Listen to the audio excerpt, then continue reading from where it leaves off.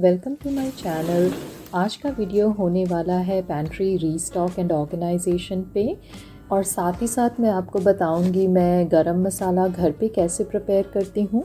तो आज है डे 1 एंड ये दिन बहुत बिज़ी होने वाला है, बट दिन का स्टार्ट बहुत स्लो एंड लेज़ी तरीके से किया हमने। उठते देखा तो स्नो हो रही थी और साथ ही साथ मैंने नाश्ता बनाना शुरू किया। और हर रोज़ की तरह नाश्ते के टाइम पे ये गिलहरी आ जाती है जिसे रोटी या ब्रेड खानी होती है।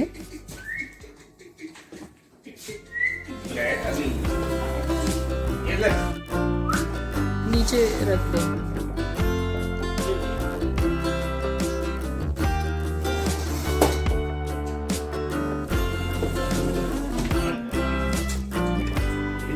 दरवाज़ा बंद होने का वेट करती है ये।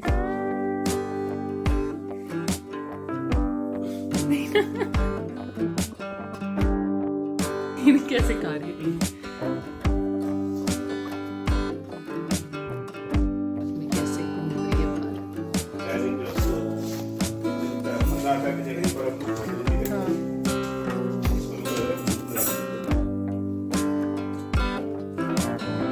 हेलो हेलो, हाँ जी।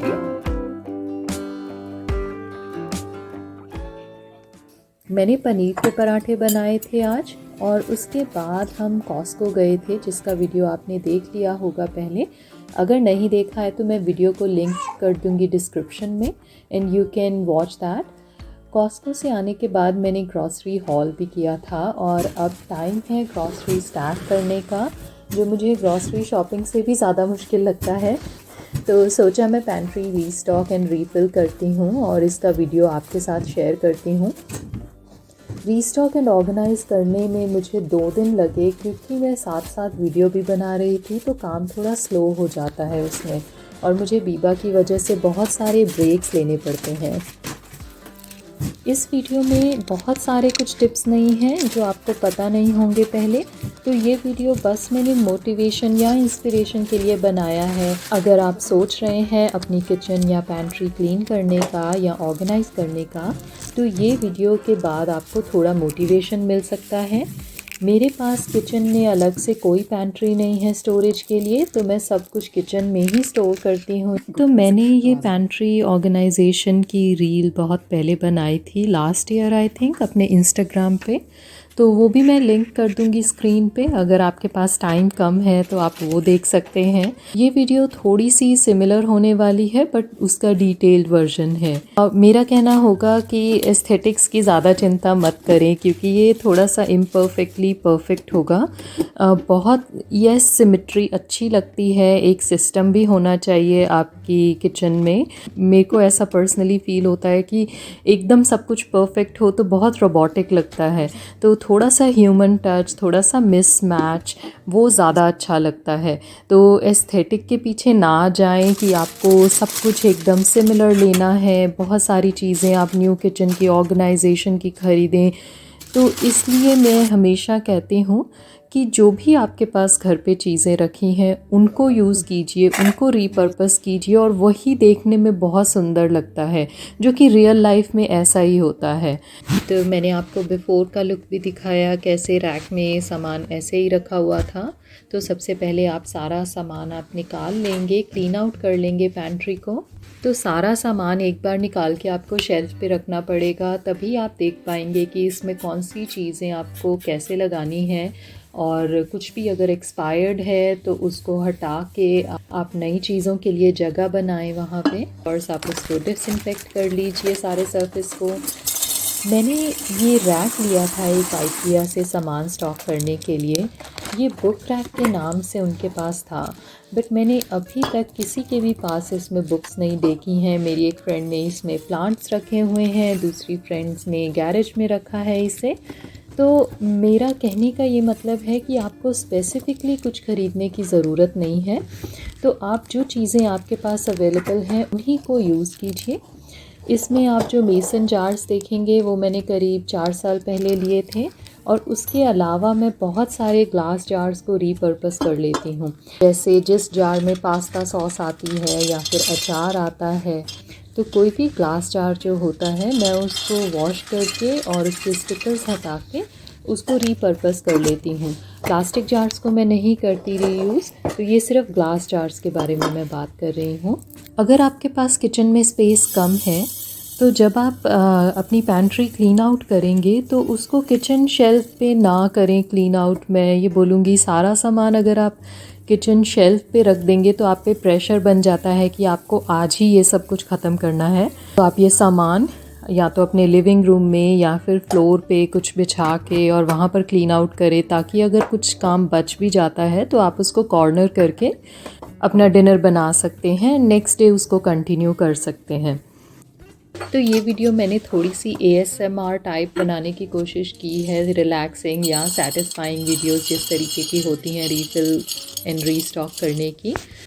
जब मैं बहुत छोटी थी, आई थिंक क्लास 4 या 5 में, तो हमारे घर पे मेरे मम्मी राशन की लिस्ट बना के देते थे पापा को, और पापा राशन लेकर आते थे। कभी कभार वो दोनों साथ जाते थे और बहुत बड़े बड़े बैग्स में या कार्टन में राशन लेकर आते थे महीने का। तो वो लाके किचन के पास बाहर या किचन के अंदर रख देते थे। तो मैं भी हेल्प करती थी मम्मी की। मम्मी ये सारा चीज़ें करती थी, राशन को अनपैक करना, सारी चीज़ों को अपनी अपनी जगह पर रखना। पर उस टाइम पे मुझे इसकी इम्पोर्टेंस नहीं लगती थी। तो मैं मम्मी को कहती थी कि ये तो बहुत टाइम वेस्ट है, हम ऐसे ही कार्टन में से ही चीज़ें क्यों नहीं निकाल के यूज़ कर लेते। अगर हमें बिस्किट खाने हैं तो मैं कार्टन में से निकाल के खा लूँगी, मुझे इसको निकाल के अलग जगह क्यों रखना है। तो उस टाइम पे मुझे इन चीज़ों की इम्पोर्टेंस नहीं पता थी। Now I get it. तो इसलिए जो किचन में काम करता है, जो घर संभालता है, उसको इसकी इम्पोर्टेंस पता होती है कि ये क्यों ये छोटी छोटी चीज़ें करनी ज़रूरी हैं, ताकि आपकी एफिशिएंसी बढ़ सके घर में, तो आप ज़्यादा काम कर सकें। तो अगर आपको लगता है कि ये टाइम वेस्ट है, आई कम्प्लीटली अंडरस्टैंड, क्योंकि एक टाइम पे मुझे भी ऐसे लगता था। बट जब से मैंने घर संभालना शुरू किया, खुद सारे काम करने शुरू किए घर से बाहर निकल के, तब मुझे छोटी छोटी चीज़ों की वैल्यू पता चली।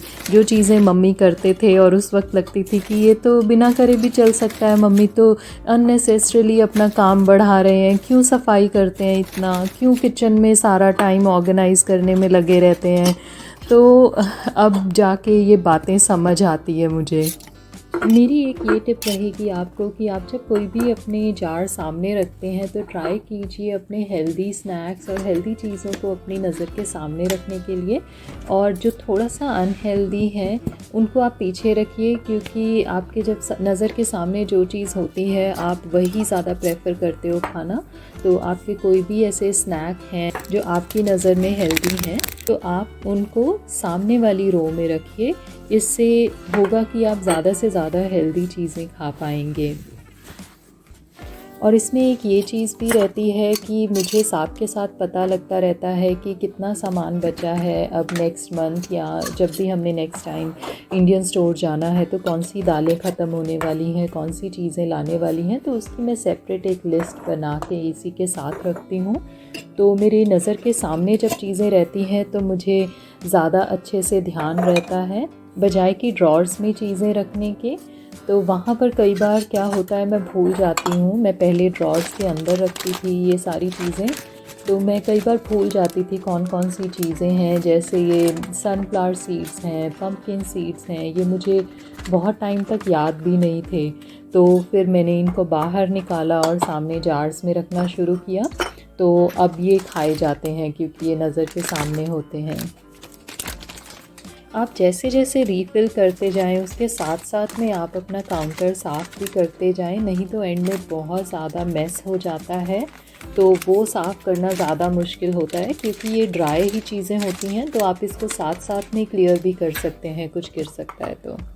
नेक्स्ट चीज़ ये कि मैं सारी नमकीन या सारे बिस्किट्स निकाल के जार्स में नहीं डाल के रखती हूँ। मैं एक एक करके वो नमकीन को निकालती हूँ, नहीं तो फिर बहुत सारी चीज़ें ऐसे ख़राब भी हो जाती हैं।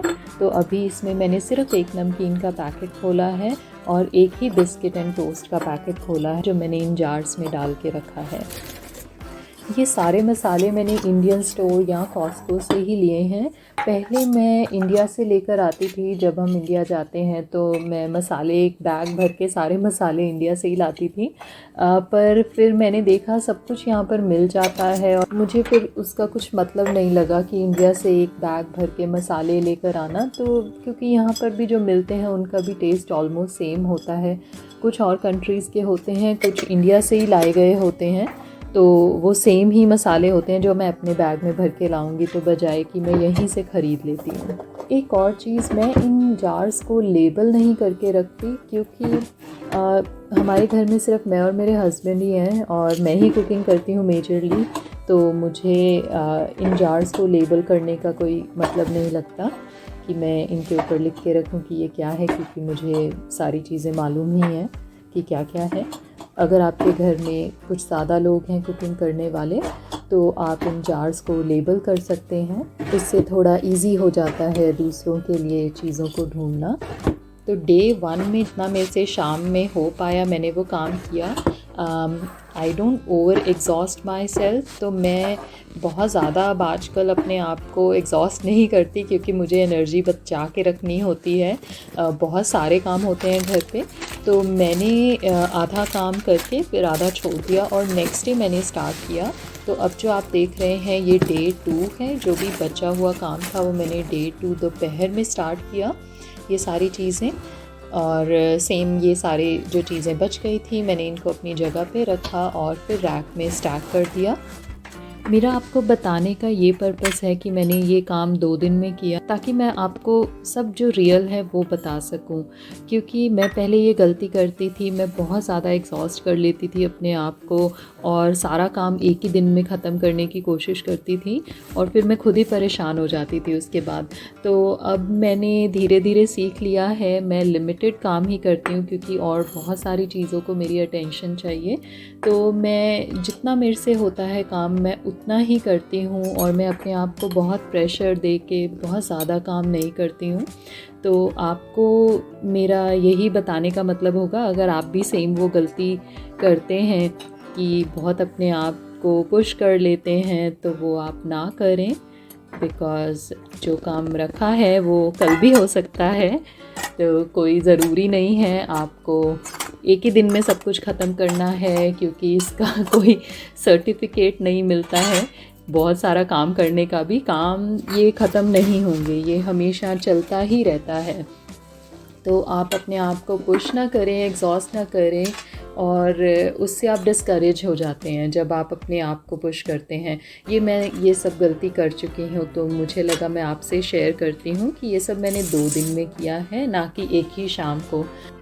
तो ये मसाला बनाने के लिए मैंने सबसे पहले दालचीनी ली, फिर काली इलायची जिसे मोटी इलायची भी बोलते हैं, फिर जायफल, नटमेग जो कहते हैं, काली मिर्ची और लौंग, थोड़ा सा जीरा, थोड़ा सा सूखा धनिया, थोड़ी सी छोटी इलायची, हरी इलायची और सौंफ।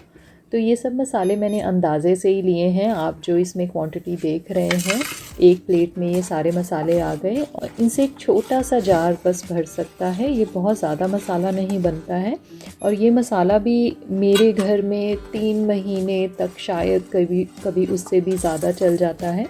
तो आप अपनी रिक्वायरमेंट के अकॉर्डिंग ज़्यादा मसाले लें और फिर आप बार बार बनाने के बजाय एक ही बार बना के स्टोर कर सकते हैं। तो आपको इन मसालों को ड्राई रोस्ट करना होगा, इस पूरे मिक्सचर को 4 से 5 मिनट तक। आपको पता लग जाएगा कि आपको कब फ्लेम को बंद करना है, क्योंकि आपको बहुत अच्छी खुशबू आने लगेगी और इसमें से धुआं भी निकलने लग जाता है। बस आपको एक चीज़ का ध्यान रखना है कि आपको इसको चलाते रहना है, आप रख के कहीं जा नहीं सकते क्योंकि वरना ये जल जाएंगे सारे मसाले और तो फिर तो ये सब ख़राबी हो जाएंगे।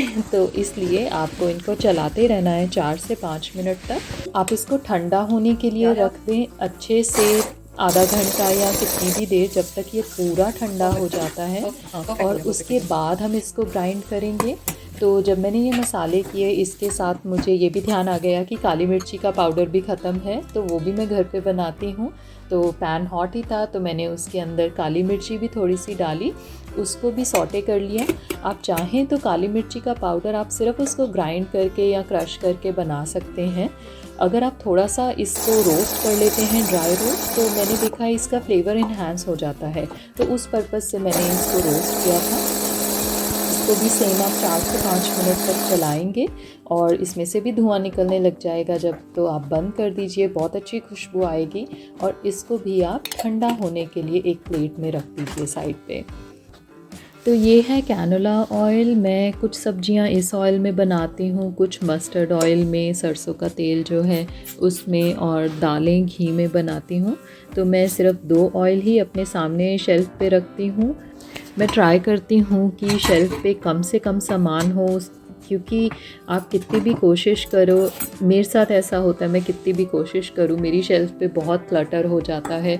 इसलिए जब मैं क्लीन करती हूँ मैं ट्राई करती हूँ ज़्यादा से ज़्यादा सामान मैं रैक पे या ड्रॉर्स में रख दूँ, ताकि शेल्फ़ पे बहुत सारा कुकिंग स्पेस बच जाए। तो ये था आज का वीडियो रीस्टॉक एंड रीफ़िल करने का। अगर आपको ये वीडियो अच्छा लगा है तो please like this video and share with your friends, और if you have not subscribed to my channel, please subscribe it. Thank you for watching this video. Bye now and live your best life.